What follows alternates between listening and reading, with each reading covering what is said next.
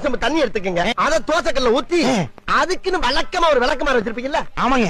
வரட்டு வரட்டு வரட்டுன்னு ஒரு 4 இழுப்பு இழுத்து ஒரு கிண்ண நிறைய மாவு எடுத்து பெரிய ரவுண்டாவும் இல்லாம சின்ன ரவுண்டாவும் இல்லாம பொதுவா ஒரு ரவுண்ட ஊத்தி 4-5 வெங்காயத்தை போட்டு அள்ளி பொடி பொடியா நறுக்கி அப்படியே மேலாப்ல பரபர தூவி விட்டு சரிங்க ஒரு நீளமான கேரட் எடுத்து அதையும் பொடி பொடியா நறுக்கி சரிங்க அப்படியே மேலாப்ல பரபர தூவி விட்டு 16 கரண்டி நெய் எடுத்து சரிங்க அதுல 6 கரண்டி நெய்ய உள் சைடு அப்படியே லேசா விளாவி விட்டு சரிங்க 10 கரண்டி நெய்ய தோசைக்கு வெளி சைடு அப்படியே மேலாப்ல விளாவி விட்டு சரிங்க இட்லி பொடி இருக்கு பாத்தீங்களா அத அப்படியே அள்ளி மலை சாரல் மாதிரி அதை மேலாப்ல பரபர அப்படியே பேய விட்டு சரிங்க பொத்துனாப்ல அப்படி ஒரு பரட்டு இப்படி ஒரு பரட்டு அப்படி பரட்டி விட்டு அப்படியே ரெட்டி கலர்ல முருக விட்டு அழகா மடிச்சு கம கம கமன்னு ஒரு ஊத்தப்பத்தை எடுத்துட்டு வாங்க. சரிங்க.